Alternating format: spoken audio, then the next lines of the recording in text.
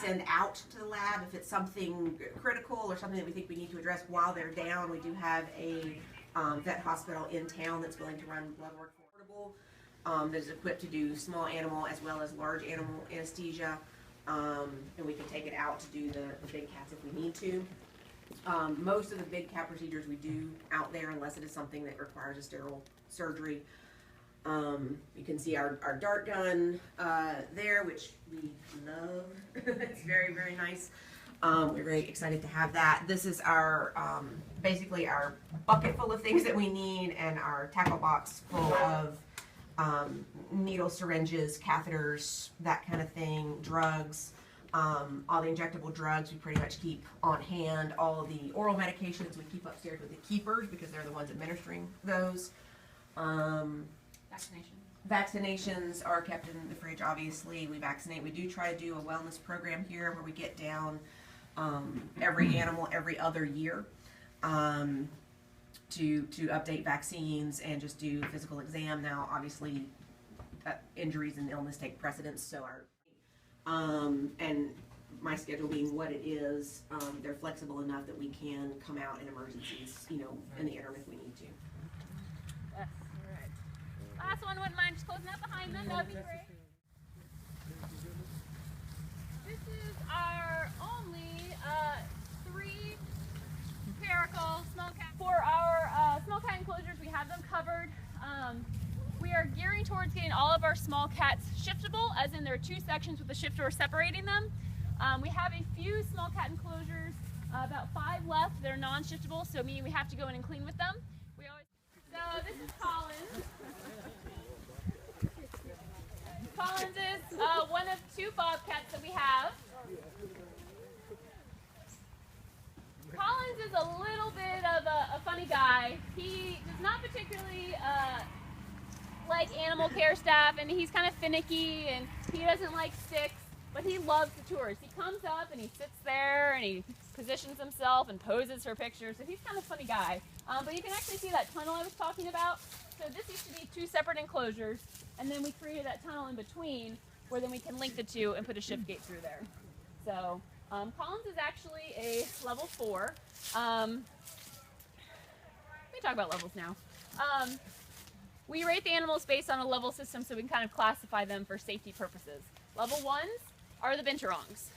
They are foraging animals, they are prey animals, they are the least aggressive of our animals. The level 2s are our small cats. So you're talking about ocelots, caracals, servals, and then if we had a bobcat that fit in, we could use that.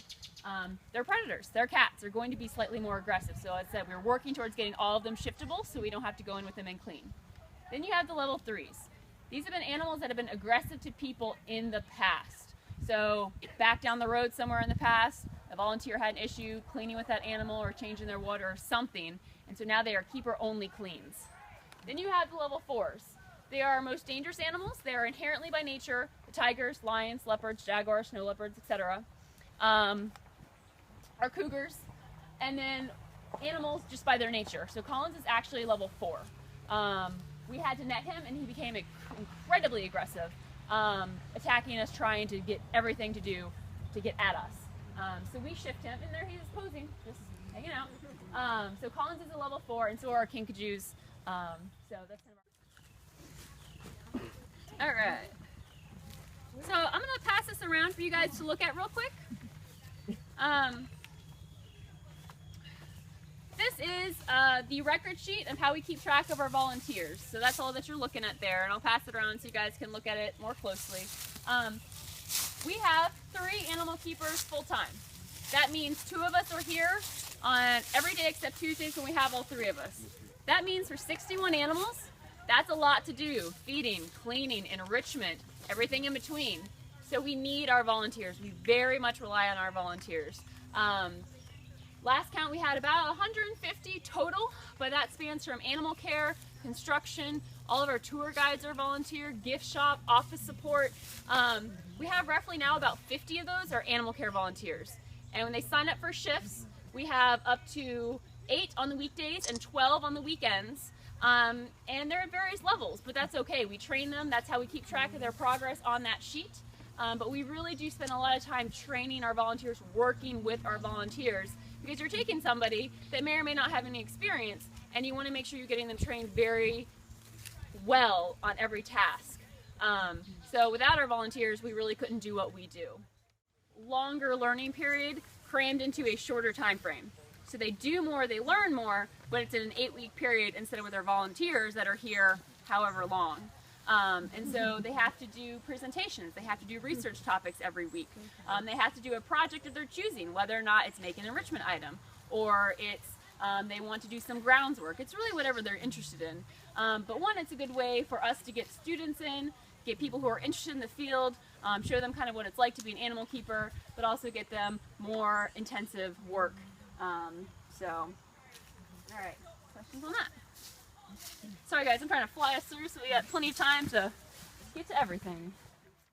Yeah. Kayla, her enclosure mate is Raja, who's coming out of the den box over here. So, Raja is the one that yesterday had the issue. We had to knock him down. He had the deer bone stuck in his throat, so he's doing a lot better. He ate a chicken this morning, was pretty perky, pretty happy. So Raja and Kayla, we believe, are siblings. They were found walking along a highway outside of Charlotte when they were about 6 months old. Tiger cubs walking along the highway. In North Carolina, you can legally own exotic animals. You cannot legally own indigenous animals. So you can have a tiger as a pet, but you can't have a raccoon. You can have a polar bear, but you can't have a song sparrow. Doesn't make a lot of sense. On the way back around, I think they're still getting set up, but they do a really cool program. What they're doing is they're trying to create basically a computer program that maps the paw print of an animal so they can tell the sex and I think individual animals just based off their paw print. So what they do is they come out here, they lay sand down, they get tracks of our animals, and then they log that into their database. And I mean, they're going globally with this. They go to England, they go throughout the states, and they're measuring a variety of species, everything down from elephants down to small mammals. So they're getting a really big compilation, but I'll let them kind of talk about that in a little bit, but very, very interesting work.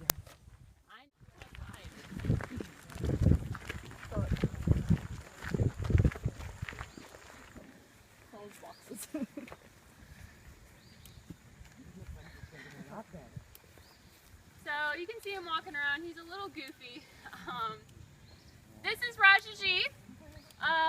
Raj came to us. You, I think, heard his story from Pam. He was the one that walks funny, never been on grass before. This is him. Raj loves kind of being the star of the tour. He loves coming up, getting all the attention of our enrichment program with our boomer balls, the boxes he got yesterday. So we really like to do daily enrichment for everybody. And morning, Raj is notorious for spraying, so just step to the right, step to the left. That is our volunteers. If we didn't have that extra help, we couldn't get it done. So our enrichment is everything from, you know, taste, scent, smell, sight, texture, anything we can do. When we clean, it's a lot easier to do the bigger enrichment items, the big refrigerator boxes. Oh, lovely Raj. Nina Flem? Yeah, there we go. I love that face. Raj loves his boomer balls, and we have some animals that really like the bigger, solid enrichment items. We discuss these every week at our keeper meeting. We start going down the list of picking items, and so the end goal is that we can then start tailoring enrichment every day to specific animals. So if we know that Raj does not like Jovan Musk perfume, then we're not going to pick that for him. And so our access database and running the queries have been very, very helpful in trying to figure out who likes what. Because again, like I said, if you're just giving out enrichment and that animal doesn't like it and you know they don't like it, then what's the point? That's not going to be enriching for them. So this is a really big task for us to take on. It takes a lot of hours to kind of sort through queries, and every day you're getting more on top. But we really are proud trying to get everybody, make sure they're going to enjoy what they're getting every day. So questions on right here. Sheba, the female, is the one that's sitting up, and then Sebastian and Tarzan, the males, are lying down.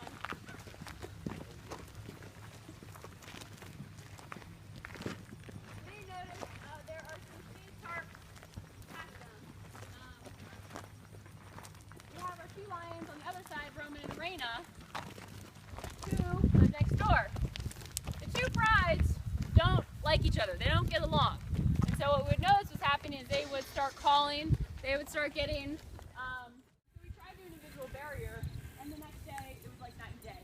They'd call, but there was no pent-up angst, there was no behavioral follow-up from that.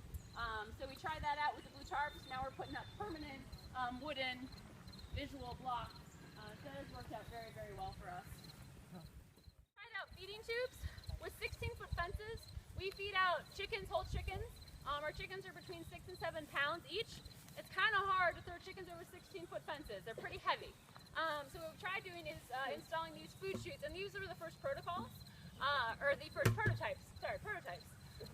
And so it's really easy. You open it up, you drop the chicken down. I'm sorry, I'm not feeding you. Yeah. And you close it back up. A lot easier. So it has worked really well. And so now that we kind of got the design down, we started making more of them, but they are expensive to make, so it's been slow getting them in. We have about 6 of them made, so we're getting there slowly but surely. But it's one of those things with the fence increases that it's just so hard for us to be throwing food over the fences every day. You get a workout, but again, we have lots of volunteers, and volunteers don't always have the muscle strength that, you know, Hulk Hogan would have. So. And when you sanitize, I'm sorry if I missed that. Oh no, so the way we clean them is when we clean their enclosures, we have to ship them out because you don't want to be sticking anything down there that they could grab and run away with. And so we have a degreaser that we use, so it's a really good to loosen up all that grease and whatnot and gets it really clean. As you know, animals can be very grabby, so this is a really good, safe way to feed the animals while keeping us safe. Same thing, clean them with degreaser, have the animal shipped out, don't want anybody grabbing anything, so.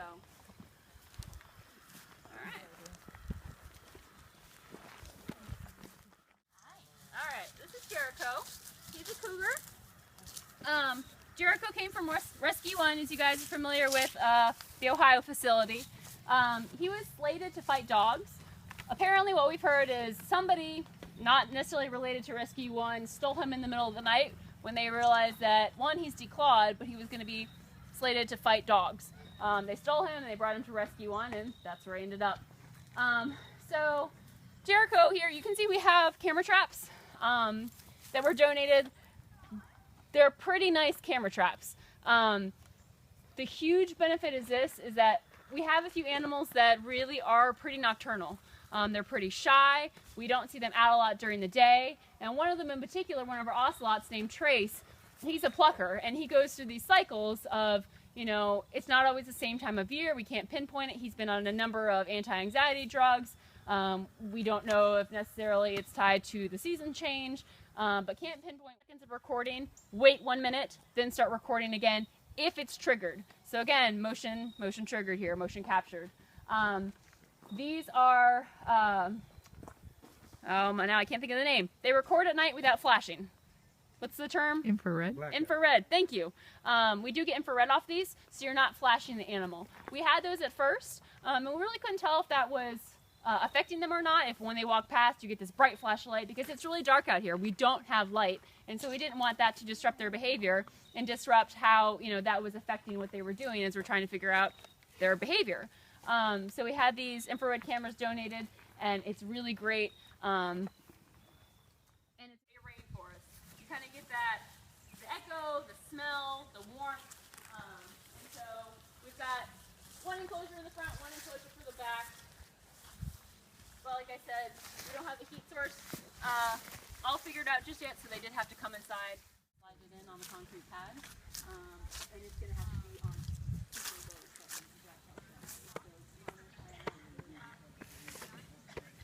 we turn it off. Completely controllable. You can adjust. Let's see what's over here. That's the Kobe right on the left. The Kobe from Rescue 1, Star was from the Collins Zoo from Mississippi. We did a raid with the Humane Society, Black Beauty Ranch, a few other facilities, went and confiscated several other animals.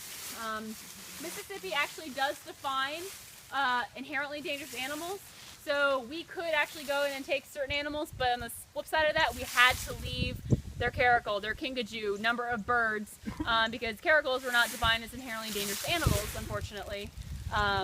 So it was a roadside zoo, pretty deplorable conditions. and the Humane Society had been working on an investigation for several years and finally had collected enough evidence to go in and confiscate a lot of those animals. Is it dinner time already?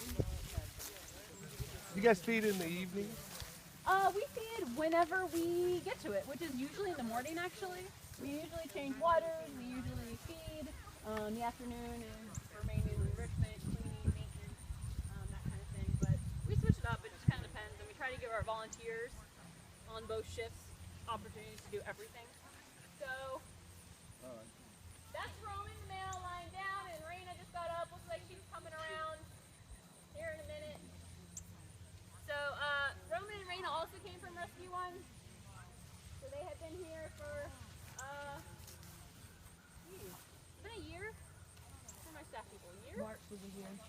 About a year or so. A little over maybe a year.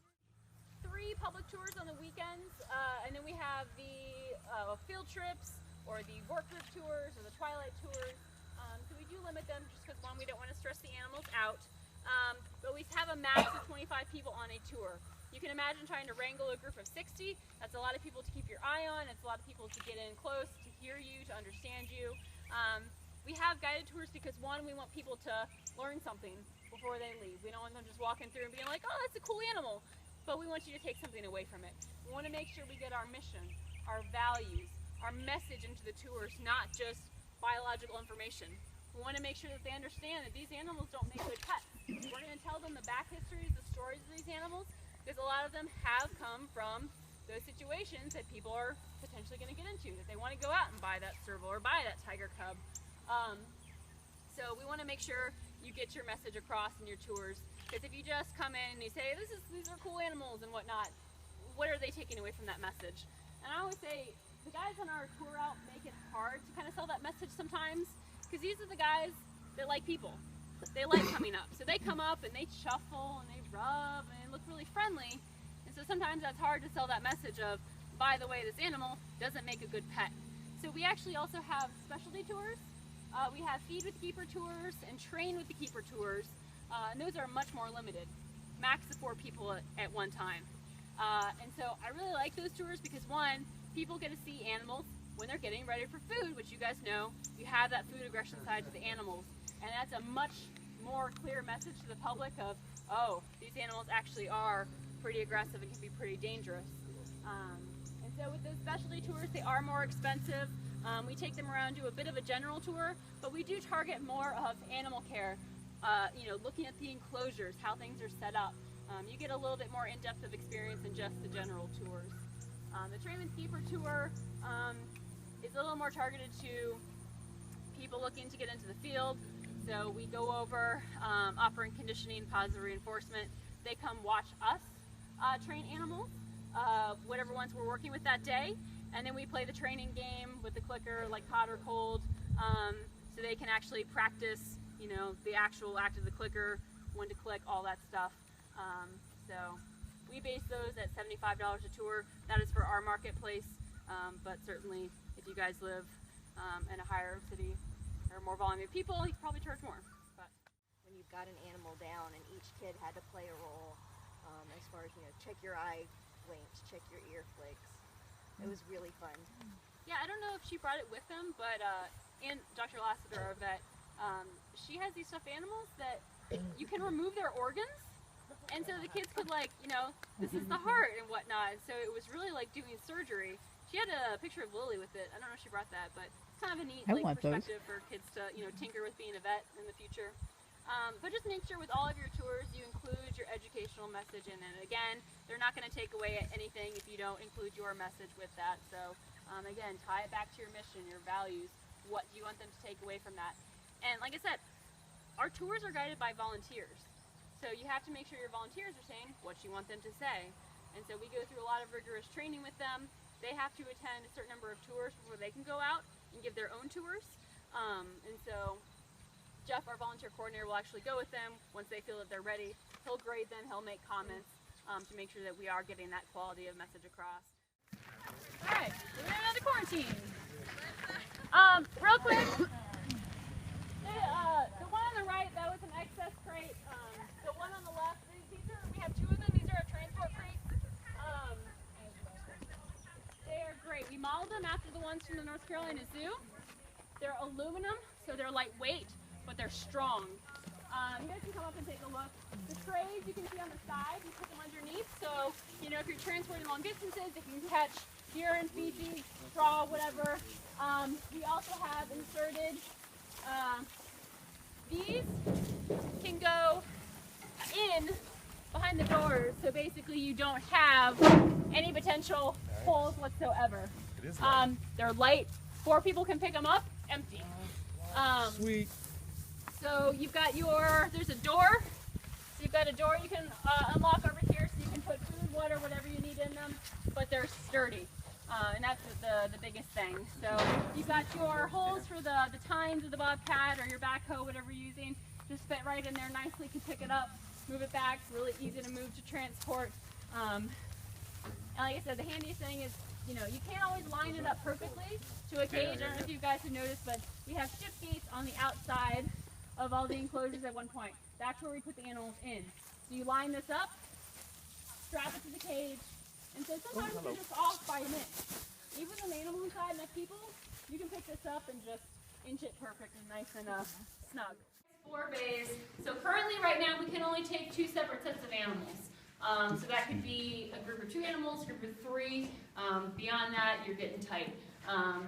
What the ideal situation will be then when we build the outside part is that then you can lock this, then you can shift them out to the outside, then we can have separate here, you can move them over. With the tigers. We represent a small organisation called WildTrack, wildtrack.org, and our mission, our remit is to develop non-invasive monitoring techniques for endangered species. And that's why we're here today at Carolina Tiger. We're taking footprints from these tigers, and we've developed a technique that we can identify individual tigers from their footprints, which means that we can go into an area where there are tigers in the wild and we can tell how many tigers there are and where they are just from looking at the footprints. And the reason that we've been developing this technique with Carolina Tiger, who've been fantastic for the past 12 years, putting up with us coming into their enclosures, the reason that we're doing this is to be able to develop non-invasive tools for monitoring wildlife.